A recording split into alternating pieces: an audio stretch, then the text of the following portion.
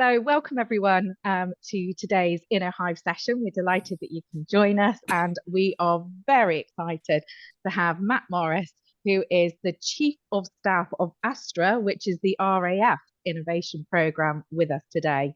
Some of you who came to the conference or follow the Idea of the Year competition will know that the RAF were significant winners at last year's ideasUK Idea of the Year award ceremony, and actually picked up the trophy with joint winners of the overall Idea of the Year. So not only are they good at collecting those ideas, then they are clearly good at implementing those ideas for wider benefit.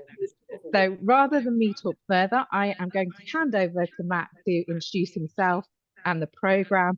And as I said, please type any questions into the chat. There will be a Q&A at the end, but if you've got questions as we go through, I'm sure Matt will be happy to take those too. So thanks very much for joining us, and Matt, over to you. Yeah, thank you very much, and hello everyone, and thanks for welcoming and inviting me to say some things today. So yeah, as been pointed out, so I'm Matt Morris. I'm Chief of Staff of an organisation in the Air Force that is called Astra. So the exam question I've been set is to basically sort of talk about the journey that we have been on in terms of trying to get this wonderful thing that is innovation really humming within our organisation. So that's exactly what I'm going to do. So I have been on the team for about 18 months. Astra has been going on since about 2019. And I'll explain a little bit of that journey in a minute. But we have recently, in the last sort of 6 months, had a subtle shift in terms of what we do and how we're going about it, based on some hard-won lessons since 2019. And hopefully all of that will come about. To get to Astra, I was prior to being here, I was in one of our operational headquarters. I was in charge of strategic plans for a little organisation called the Force Protection Force, which looks at the ground defence of airfields. And there was an awful lot of change and transformation going on out there, all of which was being branded with the innovation tagline, and also the Astra badge sort of shoved in the bottom corner. And as a result of any transformation and change, I'm sure you all know, that brings with it, to an organisation that is designed for business as usual, a huge amount of friction. So in that little environment, trying to design some strategy for the organisation as my sub-organisation, the Air Force, a lot of frustration over the term innovation, but a lot of passion for it. And as a result of that, I got sent off or volunteered to, and found myself a little place at one of our universities to study innovation, strategy and organisation. And the purpose of that was to go and examine innovation from an organizational lens to see how we can be better at getting after this innovation culture, which is what most of the conversations about innovation, when people realize that innovation is a bit difficult, they all resort to, well, it's all about culture.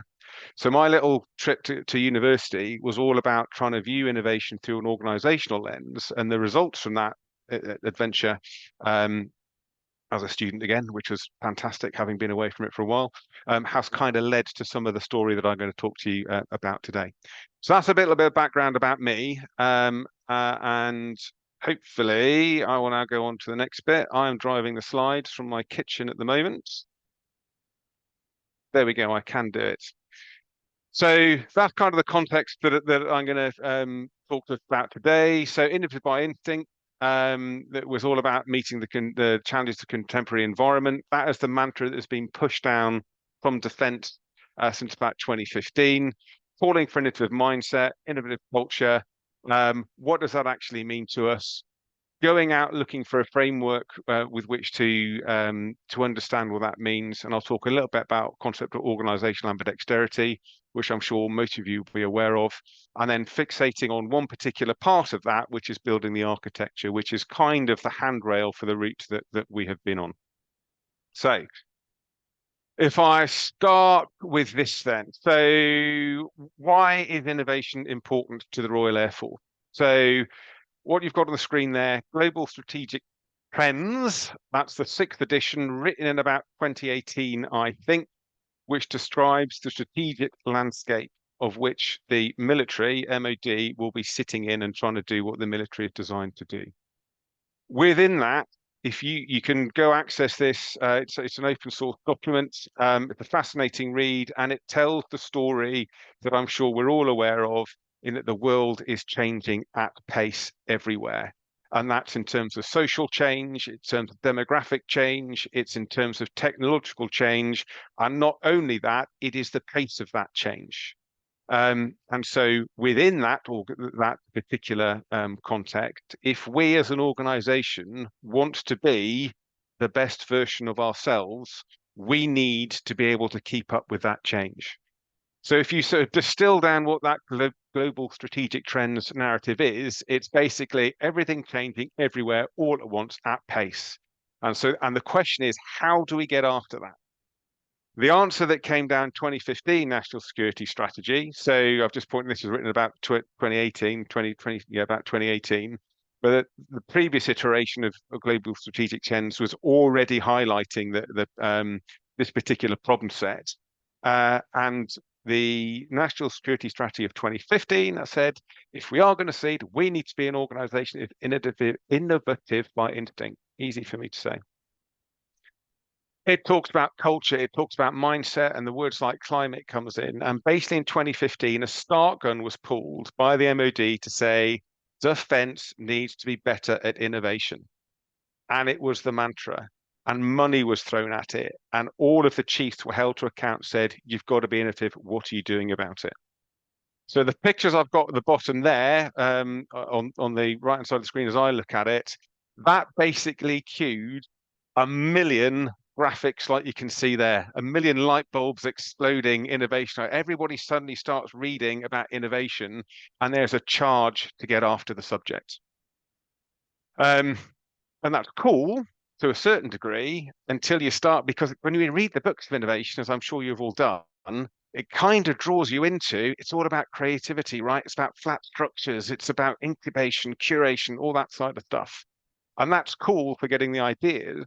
What it doesn't necessarily focus on is getting those ideas into business as usual. And that is the sticking point. You can have as many ideas as you like. If you can't get them across the line, there's no point in having them.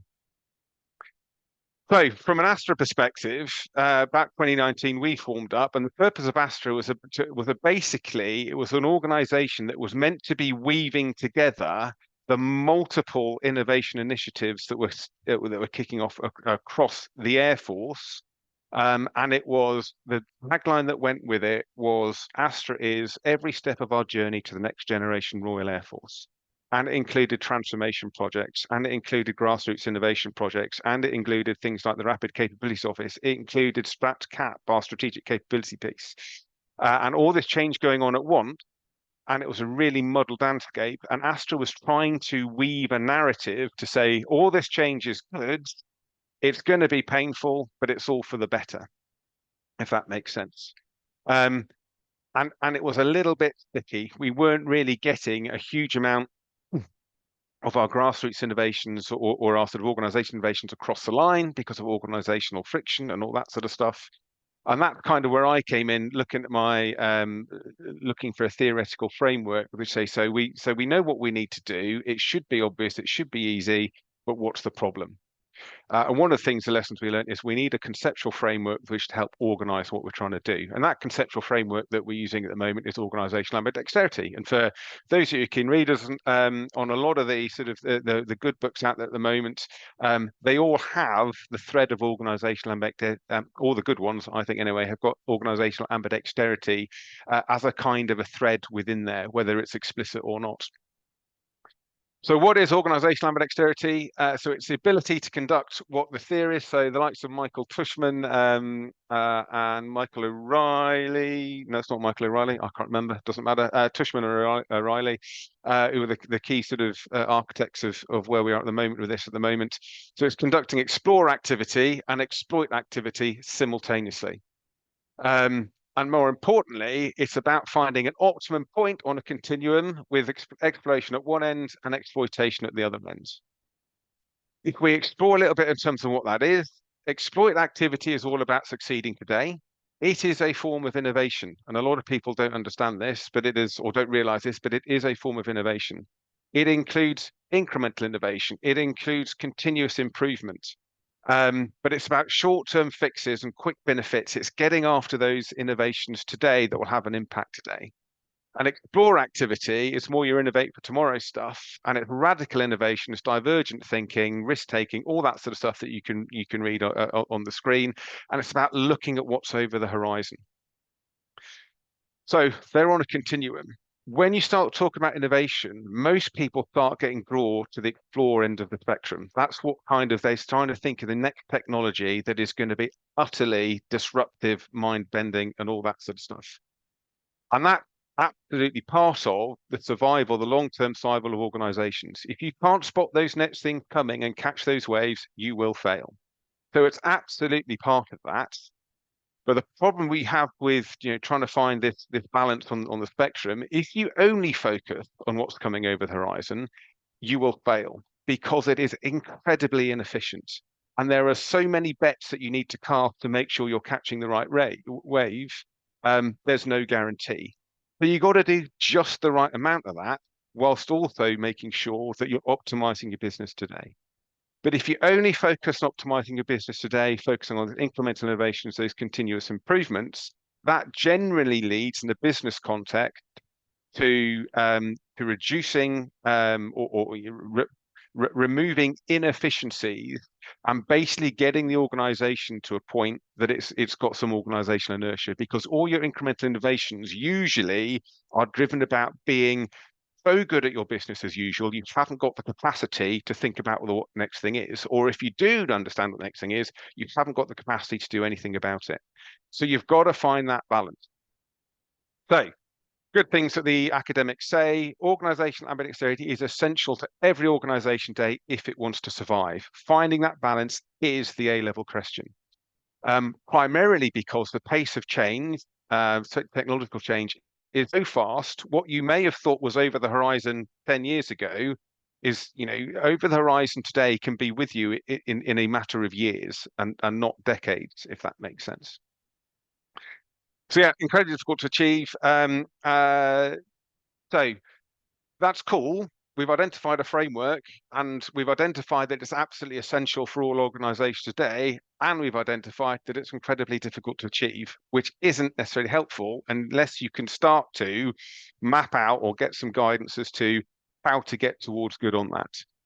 And the literature will start to talk about, those organizations that are good at organizational ambidexterity have aligned organizational architectures that can balance these things, and that all comes down to structure, process, people, and skills, which is probably now starting to, if what I've said hasn't sort of flagged up in many people, that's probably starting to hit some sort of common themes in terms of what people everywhere are looking at in terms of trying to get the right organization for themselves. So what does that mean for us as an Air Force? So this is something I say, some of the thinking that we talked about. We said, okay, so we need some architectures. What does that mean? It's about structures.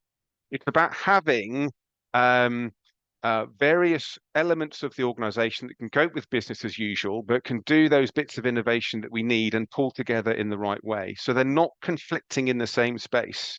We haven't got fratricide with innovation units belittling other innovation units, which can happen. We haven't got fratricide with or not fratricide, but inefficiencies with two innovation units set up in distinct stovepipes, getting after the same thing, but not understanding that. So we've got to build that architecture so our innovation activity is absolutely working in harmony with the business as usual side. The analysis for us, so looking at the structure, so lots of people will talk about lots of different, or innovation in lots of different ways. I've put 4 types of innovation on the screen there that all play together. Now, I've got those from a 2016 report from the National Endowment of Science, Technology and the Arts. And they did a long study to say in government organizations like we are, innovation manifests in those particular types. So that's where you're going to get success, and you just need to balance it. If we draw a line down the middle, so that diagonal line down the middle, that's broadly how those innovation types link to exploit type innovation and explore type innovation. One of the things I should have said earlier, explore innovation, to get after that, you probably need very different cultural approaches to where you're going to go about stuff than your business as usual piece. But if you're going to get after everything in the exploit innovation piece, it's only going to work due to the pace and scale it happens if you design those innovation units to link in and match your cultures, processes, etc. of the current business. So hopefully everyone's following there. And that conversation about cultures is really useful, because when you get an organization, we were saying, right, innovation's great, right? We need to rip up the rule book for everything, and we need everybody to try and be completely different to the 100 years that the Air Force has been in the past. That's not very helpful. Farming off one or two or three or small innovation units to get after that and create some special rules for them, yeah, that's absolutely cool. But other innovation pieces, although that low-level innovation piece, exploit innovation, needs to make sure it links in with the organization's culture, current culture. So having mapped that out, we had a look at what Astra, so bearing in mind I said Astra had numerous roles. It was about trying to weave together everything, big transformation, doing the communication or transformation programs, trying to link in what the big 20-year capability programs were doing, and we were kind of tinkering around in grassroots innovation at the time. We analysed the success that we had. Where is our message not landing, and where were we having success? And where I've put on the screen there in the purple circle, that is effectively where we were realizing we were having real success by allowing the people in a grassroots style to get after existing technology that the organization wasn't letting them get after. So observing something that was going on in a civil aviation environment that the Air Force hadn't got after because it wasn't part of a 20-year capability program, and therefore one of our technicians saying, "Could I just have one of those drones to do a surface scan of this aircraft?" And the organization was saying, "No, you can't. It's not part of capability program." But Astra coming in saying, "Well, we're just going to challenge that. We will draw that through." That's where we were starting to have really significant value. And as I can put on the bottom on the slide there, we realized that this was effectively continuous improvement for us. But whereas previously continuous improvement, the Air Force had no money to get after stuff, we Astra had some cash. By bringing CI and Astra innovation together, we were really supercharging that continuous improvement cycle and expanding the ambition of our continuous improvement dudes and dudettes to sort of expand their ambition. So we thought, that's great. That's actually where Astra is having a good piece of value. But if we go back to the architect piece I was talking about, what does that mean for everything else? And whereas I've now put a load of purple dots all over my jigsaw pieces, previously that was all kind of wrapped up in a single blob called Astra, whether people realized it or not. But we separated it out and started to understand the innovation architecture of the Royal Air Force. And up in the brand new innovation or the brand new technology piece, we had our thing called capability strategy, who were looking over the horizon. They're linked into DSTL. We've got RCO, which is the Rapid Capabilities Office, which spots those technologies we think are going to provide the best effect for us and gets after bringing those in a capability terms as quickly as possible. And we've got Royal Air Force Experimentation, which is basically an experimentation lab up in Leeming where we can do stuff. That station has got specific rules, or it's got a bubble around it that we understand where we can take specific risks and do proper experimentation. RAF Digital's in there doing all the digital stuff, which is just daily innovation. Goals is our Defence Organisation Learning Process. PIO is our People Innovation Office.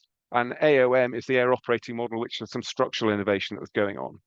By separating all those things out and drawing the architecture between each other, we now had an ecosystem that knew the left and right of their own arc, knew when they weren't treading on someone else's toes, knew when something had got a little bit too big, was a little bit too immature in terms of TRL level. That, for example, from an Astra perspective, we say, this is a really great idea from the grassroots, but it's too big and too complex for us, so we'll pass it to our AFX, or we'll pass it to RCA, or it's a digital problem, so we'll pass to the RF.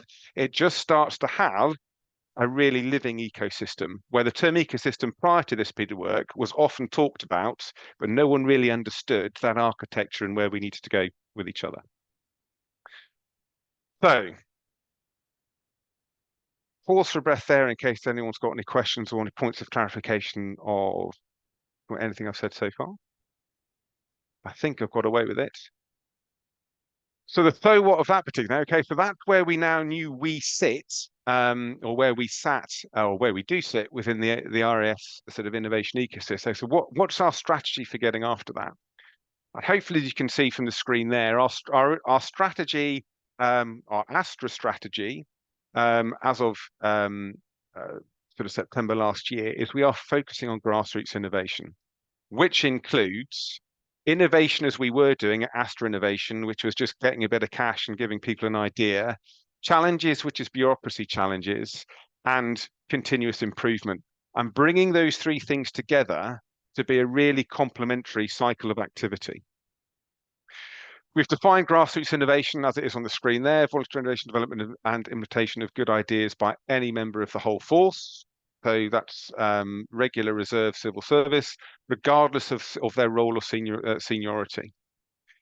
Why are we saying we do it? Why that we're giving to our people? If you look at all the research on this, if you can get grassroots, if you can allow people, empower people to solve the problems and give the cash to go after it, it maximizes the innovative potential as a whole of the organization, because you're not just relying on those external innovation hubs to get after things. It builds competence generally in terms of understanding what innovation actually is and how to get after it, and understanding with the friction that exists out there to actually get something across the line and all that sort of stuff. It builds unit cohesion because it gives empowerment, positive attitudes, all that sort of stuff. So we've got grassroots innovation now, really understanding what it's bringing to the organization and how it's contributing to mindset and how it's contributing to the morale of the organization. In terms of, I've got a green line on the screen. Is that someone sticking a hand up or? Nope. So there we go. So that's kind of why we're doing it. And how we are now developing this grassroots innovation piece. 3 objectives there, really, really simple. We're making the processes of innovation as simple as possible for everyone involved. And when we're talking about grassroots innovation, we have an individual out on a frontline unit, has an idea, we need to give them money, we need to give them the mentoring to make sure they can do a project with that, because one of our key things is we want the grassroots innovator to run the project themselves to really get that empowerment piece. But we need to give them the framework and the mentoring to make sure they're not going to, they're not going to inappropriately manage their product. We put the safety wrap around it, because in grassroots innovation, you can't go to an experimental site and on the edge of the regulation and legislation. You've got to be absolutely all over it. So we do that hard work for them. And then once we've proved the concept, we take that package really neatly back to the capability people and say, look, we've demonstrated the benefits of this particular project on this particular station. Here are the metrics of how this is going to get across. These are the benefits. And then we help them do the hard work of doing the balance investment choices and take money from one part of the organization to reinvest somewhere. So we're looking at all of that and just trying to make sure everyone's having a really sensible conversation about that, noting that all innovation causes friction, because it's not your day job. Someone comes in and says, I've got a new idea that you didn't know about yesterday. I'm going to ruin your diary for the next couple of weeks. So we're really trying to smooth that out. Objective 2 is building the structures. So I talked generically about the structures in terms of the innovation ecosystem, but within Astra, we need structures. We need networks of people that are understanding who's doing what. We need to have collaboration spaces, all that sort of stuff. We need to make sure that the continuous improvement element of the organization that are predominantly engineers can have a really sensible conversation with those elements of the organization who are a little bit more cavalier, the RAF regiment, my particular trade, that don't necessarily see things in a really engineering processy type way. So building those networks so we're cross-pollinating ideas with each other is really cool. So we're looking at that. And then the objective 3 is the knowledge. And that knowledge is everything from people understanding what those systems and structures are, giving them the training in what continuous improvement processes might look like. How does that link with the traditional innovation processes and all that sort of stuff? So those are our 3 lines of effort. So if I go very quickly now, I've got a quick video for you, hopefully.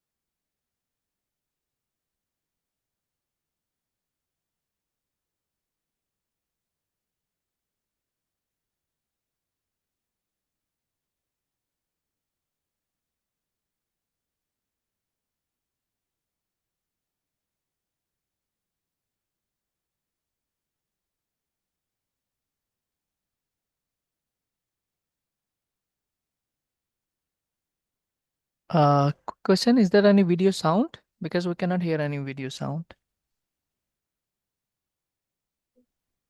No, we can't hear any sound. I think if we just they're probably just talking through the words that are on the screen. So I suggest just have a little read of the captions, and I appreciate it's not perfect, but hopefully you'll get there. Well, I think someone said, "Is there any sound there?" And I didn't hear it because there is sound at my end, and it was very, very noisy. So apologies if you're not hearing. All you're missing is very dramatic, stirring music. But there we are. Um, as there is no sound, I'll start to talk over. So this is effectively a promo video that came as a result of a project that we've been doing in terms of talking about making the processes as simple as possible. Defense Ideas was initially an idea sourcing platform developed through IideasUK, which I believe are one of the prominent players in that sort of defense idea sourcing platform area. It had been in defense for a while, wasn't being used particularly effectively. We took that, worked with some other partners, and took that sourcing platform, and on top of that, put an operating model that means that anyone can put their idea onto that platform. We'll judge it, we'll triage it, we'll see where it goes within our innovation ecosystem. If it's a low TRL thing, we'll farm it off to things like the Rapid Capability Office straight away for them to pick up, and they'll take that innovator with them on the journey. If it's something that is in our bracket and it's about trying to buy something off the shelf that exists in the world today, just not in the Air Force, that platform that that promo video is about will guide the innovator through there and make sure that they have a good mentorship program with them. They have the project management wrap around it. We start to tag in the senior responsible officers of what that capability, or who will own that capability when it comes out the other end, and a whole host of other stuff. So that's just one part of how is the strategy coming to life, and that Defense Ideas platform and allowing people to interact with the organization that way is part of that. I talked about 3 elements of Astra: innovate, challenge, improve. In the last sort of couple of minutes, we'll go to questions very quickly. So in the innovate bay, here are some examples of the sorts of things that we are doing. Box Elder. That is a solar powered generator. It's not new to the world. The concept of solar powered generators is not new to the world, but they're just starting to gain maturity in their effectiveness. When we go all over the world doing our various stuff, we need generators in all sorts of forms. They need a huge amount of fuel. Somebody said, why can't we just have a solar powered generator? It's good for the environment, which is cool. But also that is not only is that good for the environment, but that's cutting down on our logistics supply chain because we don't need to refuel it so much. Really simple concept, not complex, not new to the world, but the Air Force is concentrating on buying fighter jets for the next generation and doesn't necessarily have the time to think about what a good idea this would be.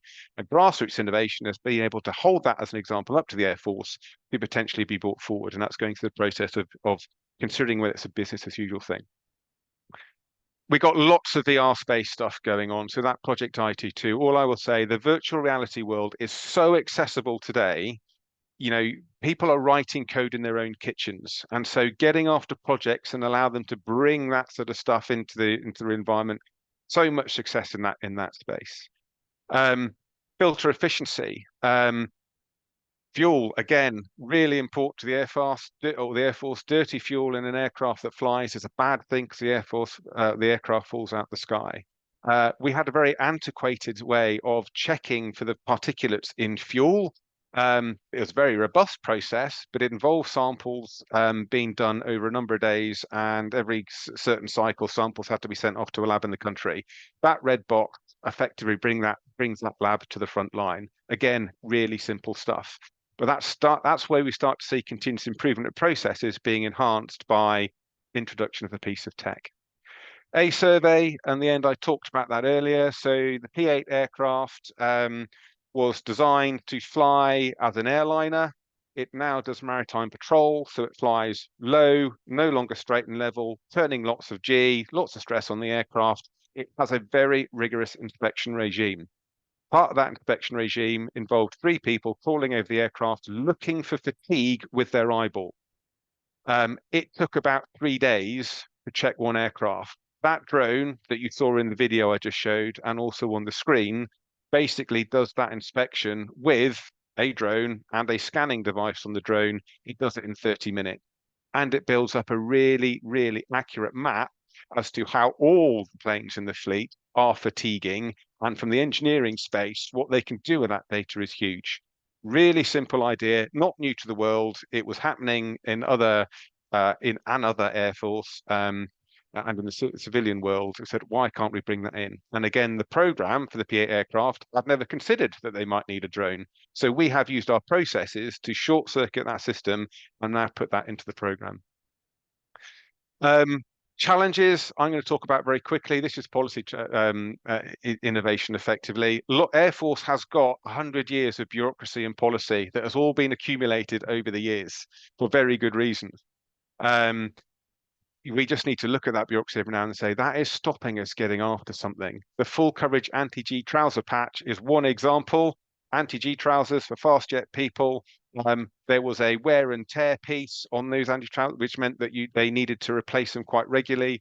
Somebody in the survival equipment area said, I can just do this amendment to the trouser and we won't need to replace them. Really simple. Why aren't you doing that now? It's not in the policy. The policy doesn't let me do it. Go to the policy owners.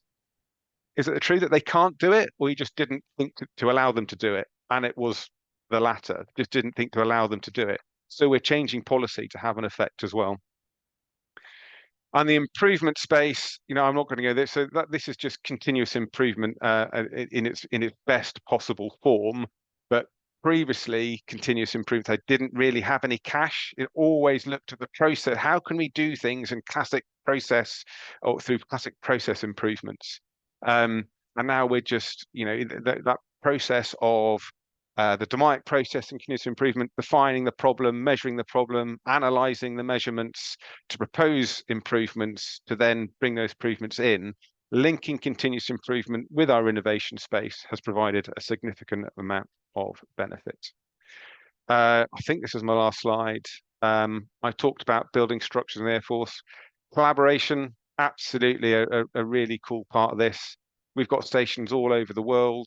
We're focusing on these hubs, which are sort of interactive spaces that people can go up to, talk amongst their own station, but also then put on a screen like we're talking now at the appropriate classification level with all the right boards, etc., to collaborate with other nations, with each other, to get that sort of that idea creation stuff flowing really nicely.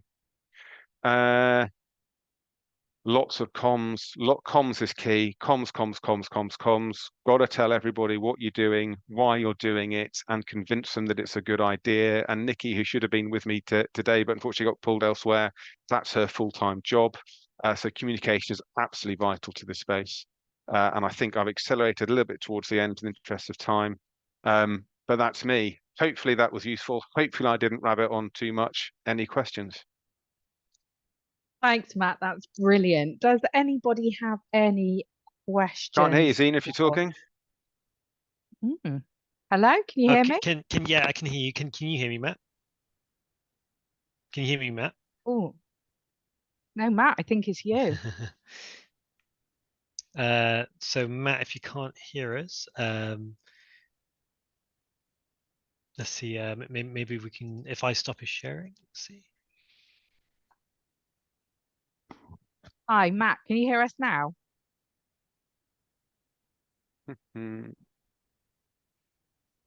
Okay, so Zina, I'll type to I Matt still in the can't chat. hear anybody. Is it just me that can't hear anything? Turn up volume. Hang on, can I hear people now? Hello. Hello. Can you hear us now? I can hear you. Perfect. Sorry about that. I have no idea what's going on. That's great timing, Matt, because we do have a question in the chat for you if you're up for it. Absolutely. So James asks, did you do any benchmarking to find any organizations that do ambidexterity well? So the answer there is only through the research. So the research that I did is sort of level 1 research, examining organizations that do it well, and drawing out the various factors that we've linked in. The reason why we didn't go out and try and find someone to copy is that the research is absolutely clear, is you have to design the processes to your organization. You cannot go and copy Google. If it was easy to copy Google, everybody would be Google. And there's a reason why there is only one Google. Because it's all about culture. It's, it is an organization to be good at ambidexterity will have a certain workforce structure. They will recruit certain people from certain parts of the world with certain skills. They will have a hiring and firing culture that might allow them to keep up tempo. And therefore, going to look at an organization that happens to be good today can lead you to some inappropriate conclusions. So, but having understood the various principles, we said, right, cool, got that. Let's have a look at what our cultures actually are and draw on those. So yeah, so that's the answer to that. The answer is, did we look specifically anywhere else? No, not really, but that's the reason why. Does that make sense and does that help? Brilliant. Yeah, definitely makes sense Completely. to me. Yeah.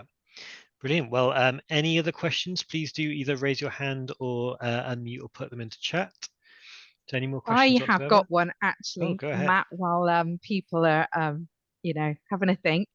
One of the things you said, which was that A-level question, which was how do you find the balance between, as you called it, that exploiting activity, that incremental innovation, and the kind of explore activity, which is that kind of the future whizzy stuff, if you like. How do you find that balance? Because it is a tricky one that people struggle with every day, that Yeah. business as usual versus what could be.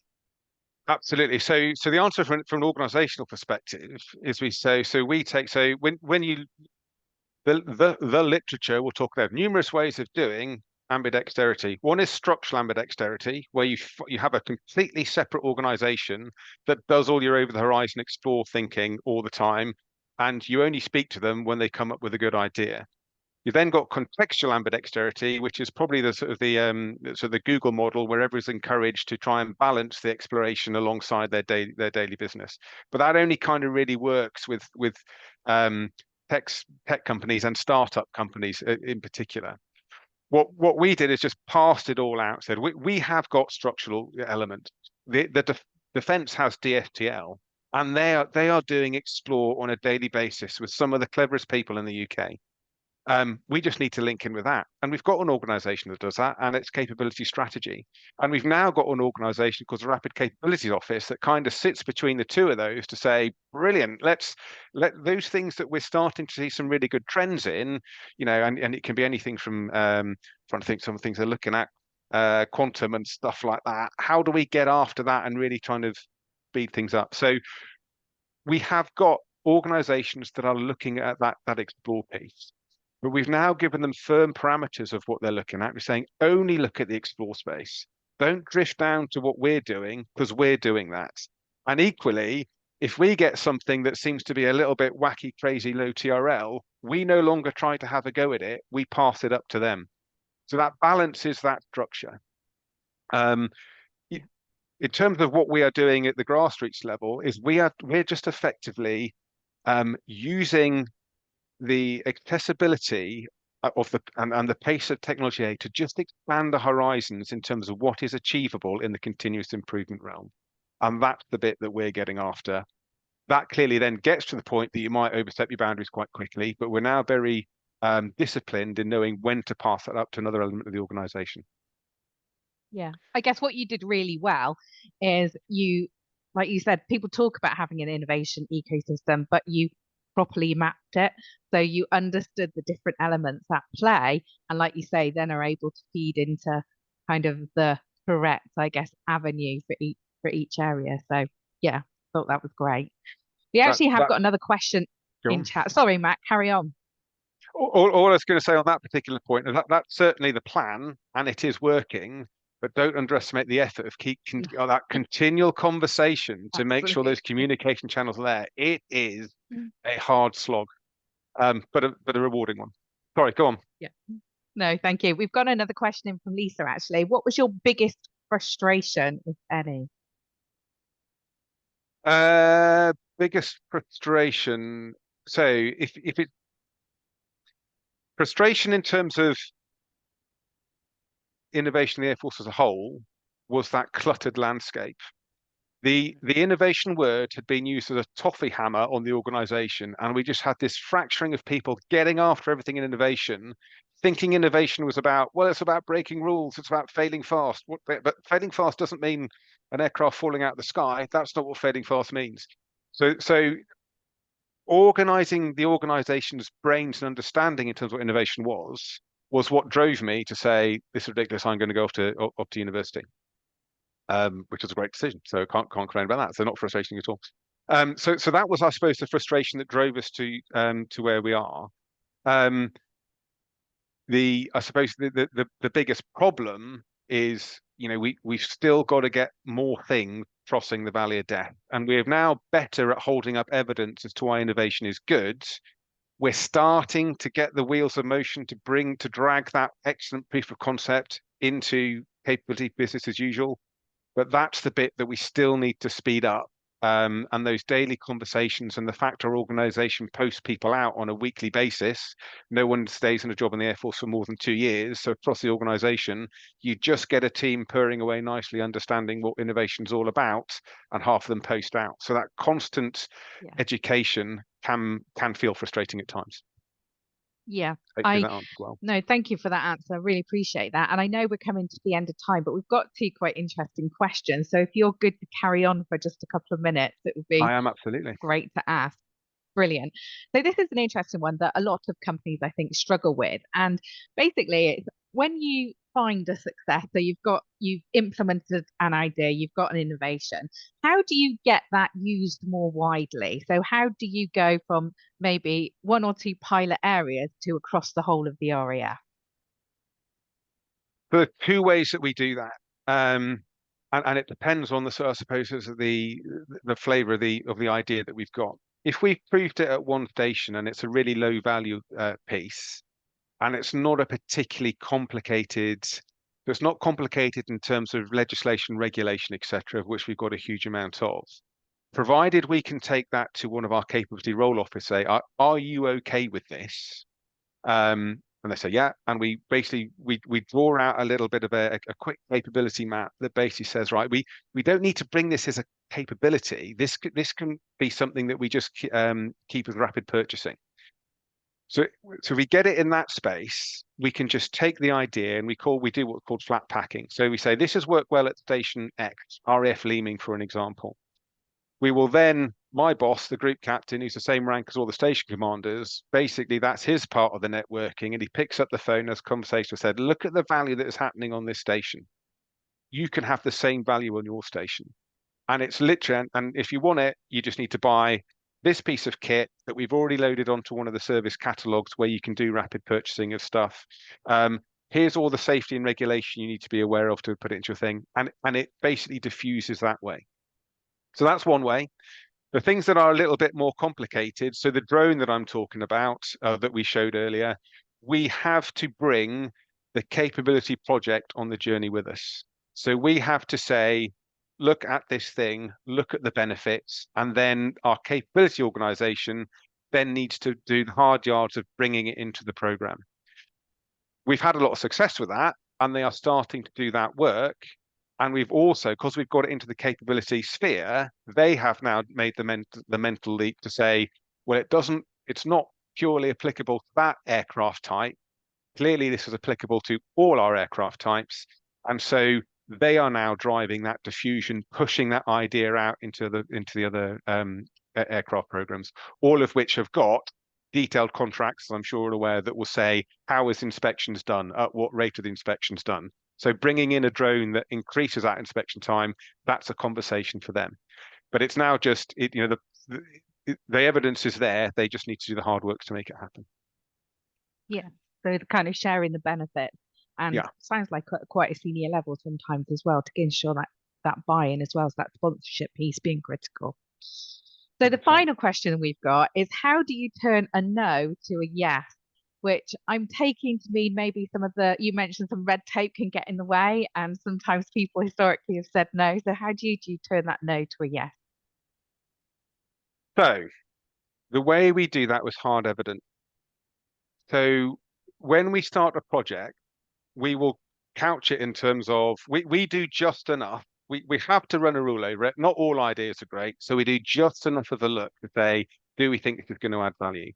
And if we, the Astra team, say, yeah, cool, we start to speak to the senior responsible officers who will own that, and we say, are you happy that we have a go at this?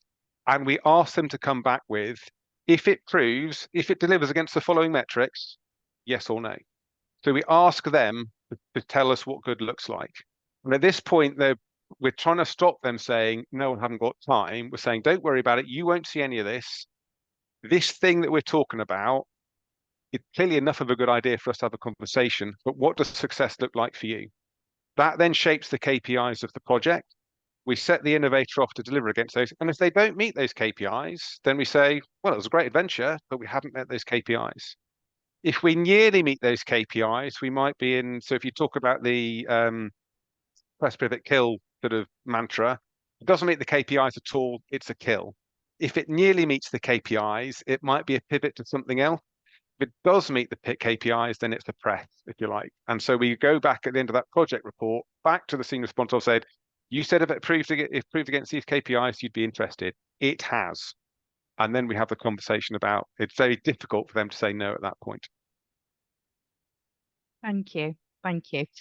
So thank you all for joining us today. Thank you for those great questions too. And thank you very much to Matt for sharing your experiences and how the RAF are getting a handle on innovation. Really appreciate you, as I say, sharing those experiences. And thank you to all of you for joining. Our next session is a change of day. We're actually on a Wednesday the 6th of March, when we'll be talking about innovation in the legal industry, and really about having the customer at the center of everything you do and how that could support. And then in April, Tuesday, the 9th of April, we're looking at challenge-driven innovation. So I hope you do join us for those future sessions. Thanks again to Matt, our partner, Connor at the Innovation Network, and thank you to all of you for joining. Thanks very much. Helen, if you could stop the recording.